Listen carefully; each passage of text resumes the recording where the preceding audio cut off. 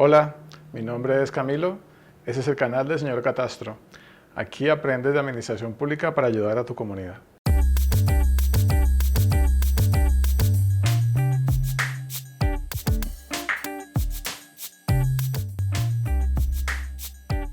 En esta ocasión vamos a ver qué es eso de los impuestos, de dónde viene, de dónde surgieron. Vamos a conocer detalles. Los impuestos vienen de hace muchísimos años atrás. De repente las personas se organizaron y vivieron en pequeñas ciudades, luego en ciudades más grandes. Esas ciudades necesitaron servicios especiales, a veces de agua o a veces de seguridad. Entonces se comenzó a dar una cuota. Con esa cuota se cubrían las diferentes necesidades. Empezó como un asunto ocasional y luego se volvió en un asunto permanente. Hay noticias de que todo empezó en Londres, en Inglaterra, un país que queda en Europa muy lejos de acá, y se fue pasando la cultura de los impuestos a los demás países. Impuestos hay muchos en Colombia, depende quién los cobre, tiene su nombre. Las empresas grandes, nacionales o extranjeras, los ciudadanos, de acuerdo a sus ingresos y a las cosas que ya tienen, que las llaman patrimonio, es lo que determina qué tantos impuestos tienen que pagar y cuándo los tienen que pagar. Existen dos impuestos muy comunes, el IVA y el 4 por mil. Esos impuestos fueron hechos como una forma rápida de recoger recursos y llevarlos rápidamente a las arcas de la nación para poder hacer las actividades de la nación. El caso del IVA es un poquito alto, es el 19% de los bienes que se compran. Aunque algunos productos están exentos del IVA, como por ejemplo el agua, algunos tienen IVAs más pequeños, como el café y el azúcar, y otros tienen IVAs como del 12 o del 14%, dependiendo del producto. En el caso del 4 por mil, empezó también como un asunto muy temporal y lo han dejado todo el tiempo, y cada vez que haces un retiro o un traslado, cada vez que haces un movimiento con tu dinero en las cuentas de ahorros o cuentas corrientes, por cada 1.000 pesos que mueves, hay 4 que se sacan de allí y se pasan a la caja de la nación. Como les había dicho, los impuestos son nacionales, departamentales y municipales. Veamos los nacionales.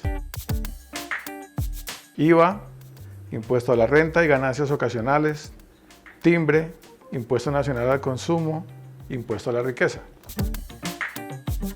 Los departamentales, impuesto sobre vehículos automotores, impuesto de registro, impuesto a la gasolina motor y a la CPM, impuesto al consumo de cerveza, refajos, impuesto al consumo de licores, impuesto a la venta de licores, impuesto a la venta de cervezas, impuesto al consumo de cigarrillos, impuesto al degüello del ganado, impuesto a las loterías, impuesto sobre eventos deportivos, impuesto a las apuestas de toda clase de juegos.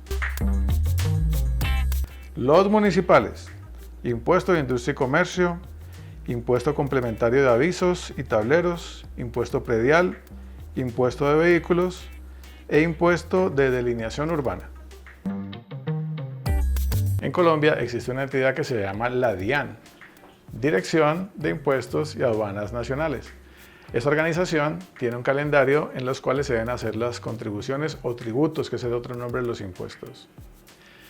Los contadores, que son unos profesionales que se dedican a todo este tema de llevar las contabilidades, tienen una relación muy estrecha con la DIAN porque ellos ayudan a las personas a entregar esa información de manera ordenada. A veces cuando haces compras te preguntan, necesito la factura. Lo que te están preguntando de alguna forma es que si quieres que quede formalizado o no el tributo que hay que entregarle al Estado. De alguna manera, si no se entrega la factura, es un mayor ingreso para el comerciante y un menor ingreso para el Estado. También cuando se hacen negocios con el extranjero, pues existen impuestos. A eso los llaman aranceles, que son como la cantidad de porcentaje que deben pagar cada uno de ellos. Hay algunas prácticas bastante feas con eso que afectan a los países. Por ejemplo, cuando compran en el otro país dicen que lo que se compró, que en principio puede valer 100 pesos, dicen que vale 10. Así, cuando va a entrar al país, paga un arancel muy pequeño. O la otra práctica, que es mucho más difícil, es que se traen las cosas y no las entran por ningún puerto, sino que las entran por sitios que no están regulados. y pues por supuesto no pagan nada. A eso también lo llaman contrabando.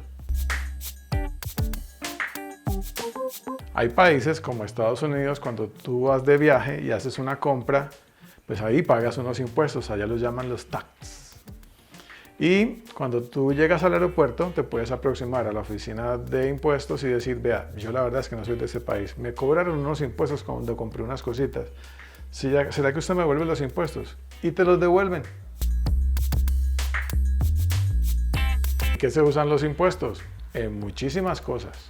Construcción y mantenimiento de hospitales, centros de salud, la adquisición de los aparatos médicos para esos hospitales, medicamentos, pagarle el sueldo a las personas que trabajan en los hospitales, construir centros escolares y ponerle su material didáctico, sus computadores, sus muebles, pagarle a los profes, construir museos, bibliotecas, parques, jardines, instalaciones deportivas, pagar a la policía, a los bomberos, las Fuerzas Armadas, hacer todas las actividades de carácter social, construir y mantener infraestructura como las carreteras, las autopistas, los aeropuertos, recoger la basura, dar agua potable, tener transporte público y mucho más.